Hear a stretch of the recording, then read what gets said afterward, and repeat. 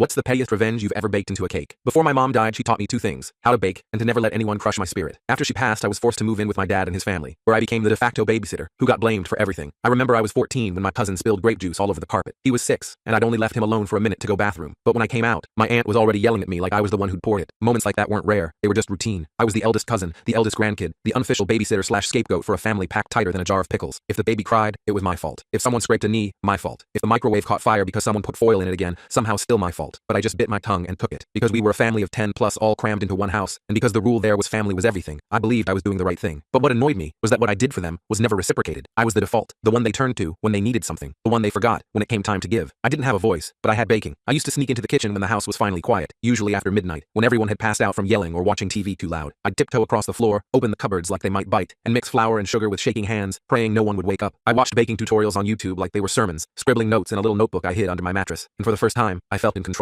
Measuring, mixing, timing. It was all about order, about things turning out the way they were supposed to. Unlike everything else in my life, when I started getting good, the same family who mocked me started devouring everything I made. My uncle once called me a cupcake fairy while shoving 3 snickerdoodles in his mouth, spraying crumbs as he laughed at his own joke. I smiled, swallowed it. That's what I always did. I remember the night I told them I got into the night program at the community college. I was glowing, thinking maybe they'd be proud. Instead, they laughed. You're a grown man who wants to make cookies? Gonna open a little pink bakery next to the nail salon? Don't quit babysitting. Cookies won't pay rent. I forced myself to smile through it, but I still went. I juggled school, work, and watching the kids. I stayed up late studying lamination techniques, then woke up early to get my cousins ready for school. And somehow, I graduated. The bakery I work at now is small, cozy, and I'm appreciated. My manager calls me her secret weapon. Last week, my aunt called me selfish. You think you're too good for this family now? Just because you bake a few cakes? You abandoned us. She said it like I'd walked away from royalty. Then they threw my stuff on the front lawn. Every t-shirt, every book, even the framed photo of my mom I kept on the dresser. It cracked on the pavement. Take your pansy-ass cupcakes and go. I stood barefoot, frozen, watching my old shirts get trampled by toddlers who were already arguing about who'd get my bed. My uncle tossed my sand mixer, my prized mixer, into a garbage bag like it was trash. No one looked sorry as I walked away. I called Jamie. They were in my bakery program. Smart, calm, quiet. They answered on the first ring. I got you, they said. Come over. Their apartment was warm, safe. They handed me a mug of chai and a spare key. I collapsed on the couch and just breathed. I told them everything. The juice on the carpet. The wedding where I cooked for 20 and still got yelled at for not helping. The Christmas where I made pecan pie and got told I ruined it by not making pumpkin. Jamie just listened. No interruptions. No judgment. Then they said, I got kicked out at 16 for being gay. Said I embarrassed the family. You think they ever called me since? We sat in silence for a while. I looked down at my tea. I want to do something, I said. I want them to feel what it's like. Just once. Jamie smirked. So what are we baking? That weekend, I made a cake. Gorgeous. Layers of chocolate mousse, raspberry jam, a thin coat of ganache, topped with gold-dusted berries. Left it on their porch in a pink box with a ribbon. No note. The next weekend, I did it again and again. Soon, I became their mystery baker. They posted about it on Facebook. Our guardian angel strikes again. Someone loves us. On week 5, I baked a rum cake and loaded it with laxatives, enough to humble an army. Dropped it off, then went back to Jamie's and watched a movie. Halfway through, my phone buzzed. Whoever sent that cake, you ruined our house. Apparently, the plumbing failed. 2 bathrooms, 11 people, 1 cake. Jamie and I laughed until we wheezed. I think my mom would be proud of me. A few years later, I finally got to live out my dream. Only my family wasn't done with me yet. Check out the update in the link below.